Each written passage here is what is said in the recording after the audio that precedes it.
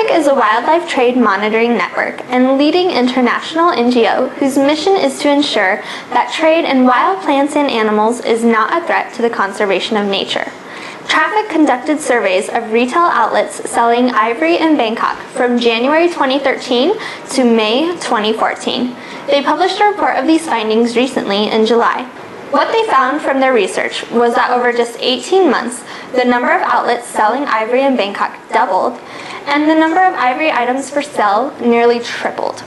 The quantity of ivory found exceeds the limited supply available under current Thai legislation that allows for sale of ivory from domesticated animals, meaning that the vast majority of ivory being sold is illegal under international commitments.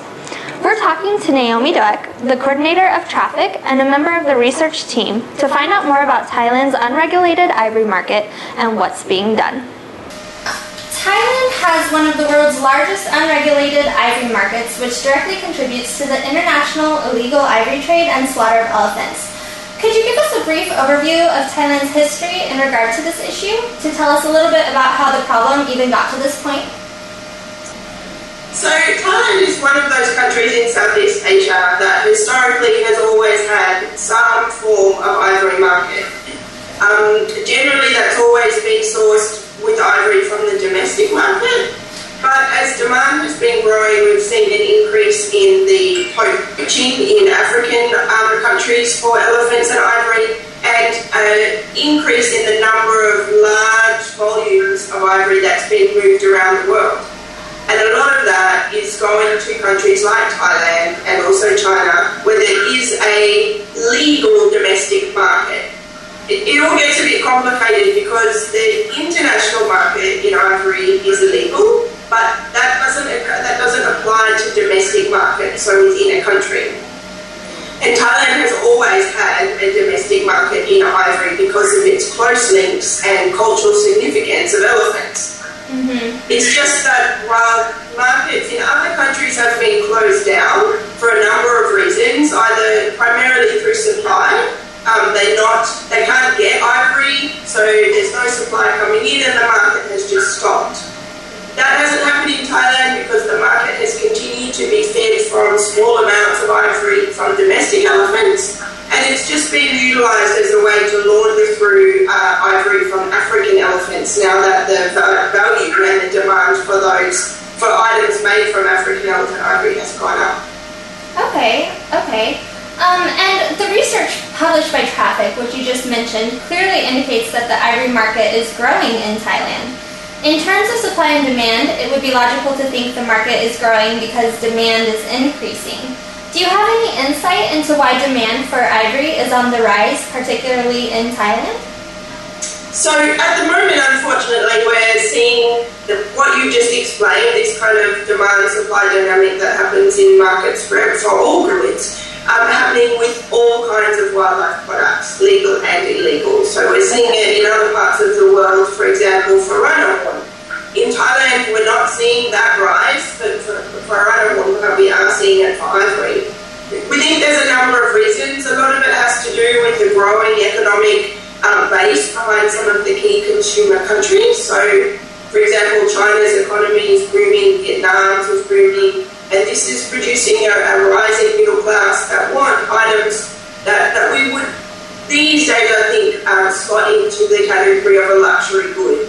Okay. So that's not just restricted to fashion items like handbags and flashy cars, but it's also extending at the moment into wildlife products, which historically or culturally are also seen to have high value. Unfortunately, they're often tied to animals or sources that are limited, and so we see the value go up and the prestige that comes with owning them tends to go up at the same time, which then also drives demand, which drives the price up, which puts us into a vicious circle of increasing demand, lowering supply, so we get an increasing in value, and then at the same time that increase in value tends to also stimulate demand. So it gets lots of complicated factors coming in. There's culture and history. In Thailand, I think very complicated because there is a historical reverence for elephants, and previously that was often displayed by purchasing or wearing items made out of ivory. Unfortunately, while that's not having the same kind of impact on Asian elephants as it is on African elephants, that reverence is kind of tied into the current poaching that we're seeing in the African continent. Okay. And on the same note slightly, how much of an impact does the tourism industry and foreigners have on that increasing demand? It's a really good question. It's very difficult to measure, particularly in Thailand at the moment, but also previously. I guess, tourists are absolutely playing a contributing factor to this, and we see quite often, change in the proportion of tourists from different countries, leading to different, trends or styles, not just in the hotels or the locations they go to, but also the items that they purchase. And that's happening a little bit with the ivory trade as well.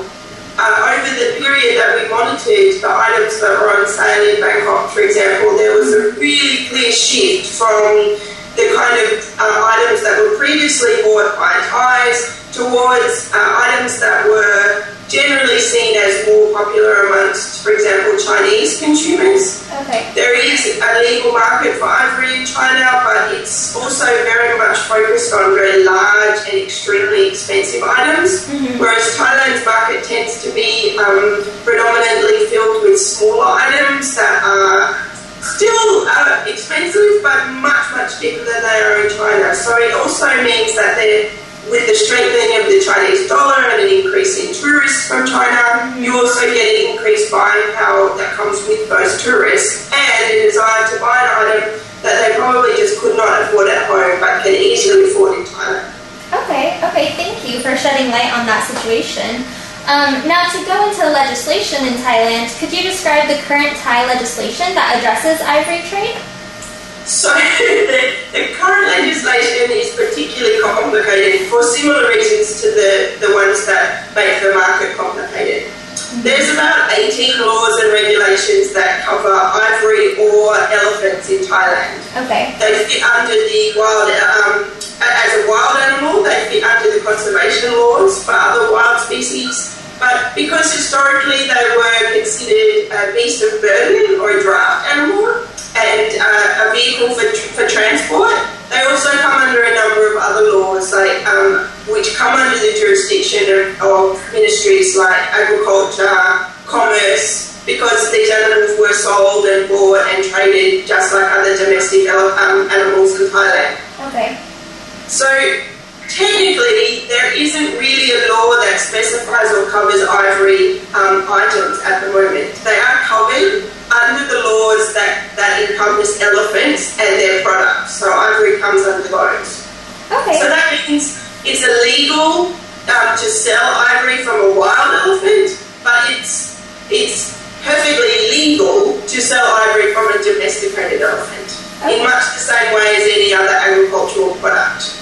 It's also legal to sell ivory sort of within Thailand, but it's illegal to carry it outside the borders. So it becomes very complicated depending on where the ivory came from, who bought it, who's carrying it, where you bought it. There is one particular piece of legislation that comes under the Commercial Act, which says that if you sell or trade or craft ivory, you need to be registered. And that's, for ivory as a product, that's the key piece of legislation. But as ivory as a product of elephants, it falls under a number of other complicated and sometimes seemingly not so relevant laws. But when you consider the history of elephants in Thailand, it starts to get a little bit clearer. Okay. And I know that in the research published by Traffic, it also talked about some of the laws that require shops selling ivory to be registered, like you said, but also to list the source of their ivory and the origin of their ivory. One of the problems mentioned in the research paper is that these current laws aren't being enforced. To what degree do you think enforcement of such laws like that would contribute to a solution? I think that it makes a huge difference to have enforcement of them. It is linked to the complications of that particular requirement is under the Department of Commerce, and so who is actually the enforcement agency? Is that the Ministry of Commerce, or is it the police, or customs? Who actually enforces it? So that creates a little bit of confusion. But if there was to be enforcement of those laws, I think it would make a really big difference to how effective they are. It's exactly the same with any other kind of law. If we just write a law but there's no enforcement, there are no consequences for breaking that law, and then people kind of almost forget that it exists. And because no one checks on them and no one says, okay, you didn't follow that law, so we're going to issue a fine or confiscate your items. Enforcement plays such a key role to it, and I think having a clear agency that's mandated to enforce that law is incredibly important. It's also really important to give them the resources and the capacity that they need to do that, and that's sometimes also the issue. Okay, and I know that concerning legislation again, the current legislation in Thailand is really not adequate enough to combat the problem. What kind of legislation would traffic recommend and like to see Thailand pass to continue to combat this issue? So at the moment there are a number of what everybody calls loopholes, and I guess that's one way to describe them. But for example, African elephants are not currently protected under Thai law. So for traffic, the key first step, and it is, to be very clear, just the first step, that protection needs to be granted under the Wildlife Act and the relevant conservation laws to species that don't initially occur in Thailand. Okay. So, for example, in terms of African elephants and their ivory, it's illegal to bring ivory into the country, but that's only an issue at the point of entry. So it can be detected and people can be arrested and prosecuted at the point of entry. But once the item is in the country, technically, because it's not specified as a protected species, it's not covered under the law. And that's the same for any animal that doesn't naturally occur in Thailand. They're not protected under national legislation. So you have to be able to prove that the person in possession of the item brought it into the country illegally, and that's very difficult. So particularly with ivory, because people say, no, well, I got it from a domestic elephant and I bought it from someone. So with all the other legal things going on, enforcement agencies tend to not focus on that one. So the first big step is to put non-native species under Thai legislation, and that would specifically in this case include elephants from Africa, but also other species that are protected internationally. Okay. Once that's done, then enforcement agencies actually have a law to enforce. At the moment, technically it's not illegal, so there's nothing they can do about it. Okay. The second thing is that I think it's really important for Thailand to recognise that while a domestic ivory trade is important culturally and important to the people who own elephants, there are wider consequences of that trade, and that's what we're seeing now, this use of the domestic trade to launder African elephant ivory. So there needs to be very clear legislation that allows authorities to follow individual pieces of ivory. At the moment you can follow the shop because it needs to be registered. So, and technically they are supposed to keep records of where they get their ivory from. But once they sell the piece, there's no piece of paper or photograph or anything that goes with that item. So once it's sold to a consumer, it's completely untraceable, and there's no way to track back where it came from. And I think if Thailand wants to continue to have an ivory market, they need to be able to have laws in place that enable them to track individual pieces back, so they know this piece of ivory came from this domestic elephant, and that's perfectly okay. If you can't track it back, then it should just be taken off the market, because while there is money to be made, criminals will find a way to make it, and we really need to make it as hard as possible for them to take advantage of that situation. Okay, and realistically, how long do you think it would take for Thailand to implement traffic's recommendations, honestly, before it's too late, before there are no more elephants in the world? That's a really tough question, and particularly at the moment it's a little bit unclear on what the process would be for a number of those steps. Thailand has been promising to do something about this market for more than the last 10 years. Yeah. So ever since they joined CITES, which was in 1994 from memory, they have been saying they will address this issue. So they have had a lot of time to address it.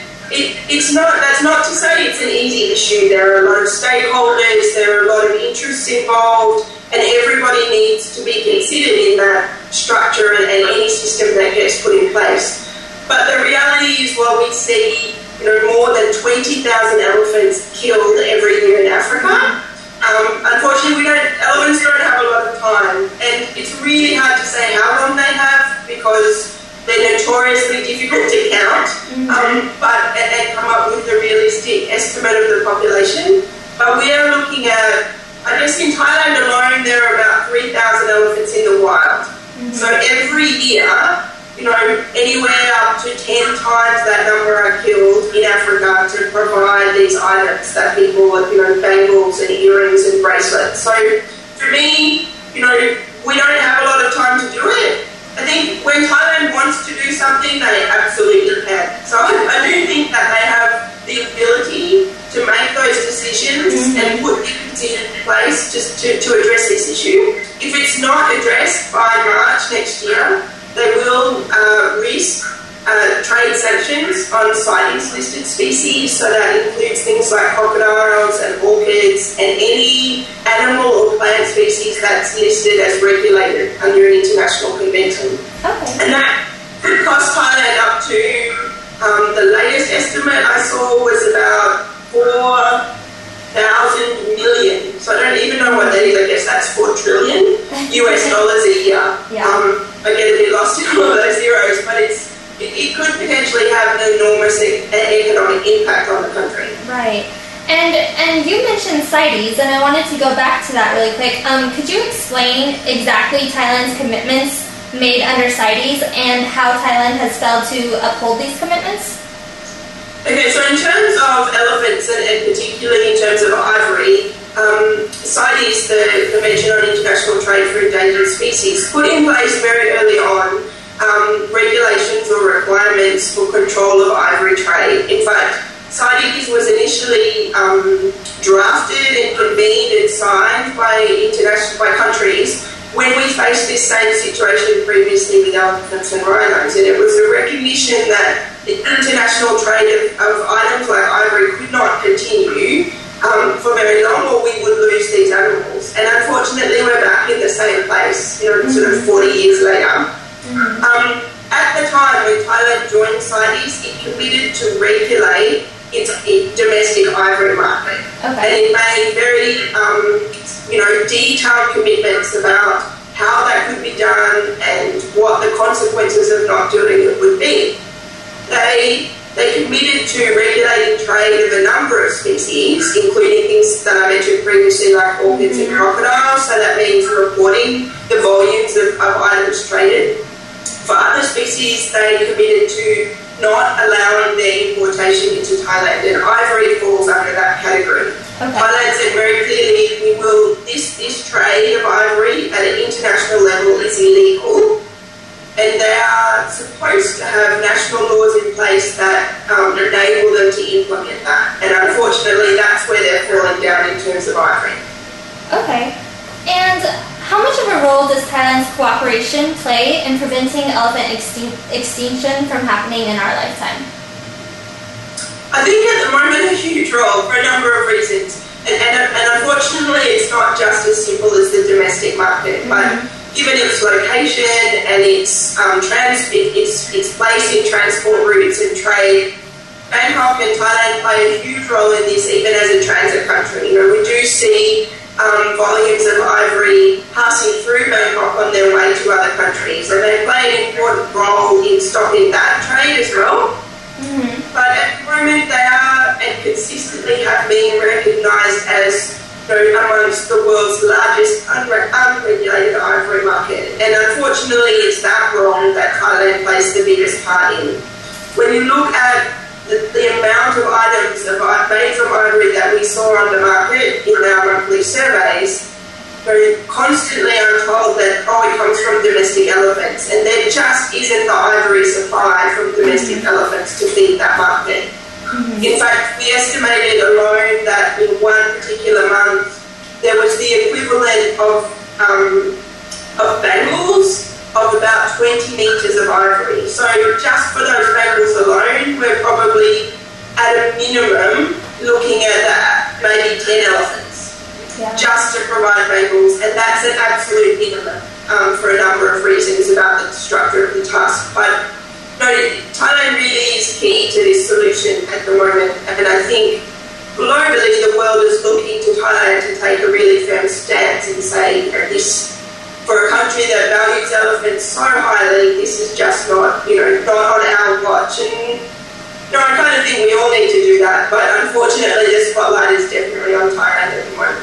Okay, and I know that for most of our time we've talked about the government enforcing laws at the institutional level and the role the government has to play in this issue. For our final question today, I kind of wanted to take it a step down and ask, what can people living in Thailand do to contribute to the solution as individuals? I think quite often as individuals we feel really helpless in this situation, but I think there are some really important and really meaningful things that individuals can do. I think, unfortunately, talking to people in Thailand, I get the feeling that a lot of them don't really understand what's happening with elephants in the rest of the world. They're very much aware about elephants within Thailand, but, when we expand, so for me it's about being aware about what's happening in the rest of the world, of understanding that such a small behaviour, like buying a pair of earrings that you think are particularly beautiful, actually has an incredibly large impact on something, so incredibly iconic and important, and something, in the long run that also affects people's lives. Rangers are being killed every day protecting these animals, and people are losing livelihoods every day because these animals are being killed. So, understanding that our decisions about what we buy are so much more than just about our desire for a pretty item. I think also it's about telling our friends that and saying, when you see ivory on sale so openly in Thailand, sometimes people don't even know what it is. They don't know where it's come from. So making people aware is key, in my opinion. And then if you walk into a shop that's selling ivory, just turn around and walk out. And you say to the seller, I'm sorry, I'm not going to buy anything else here because I don't agree with where this ivory has come from, or supporting elephant conservation in Thailand and improving the livelihoods of people who look after elephants. And there's so many small things I think we can do, but generally the biggest for me is appreciating that we all fit in part of this global world, and I really hope elephants are part of that in the future. So until next time, this is Jess with Thai Law Forum.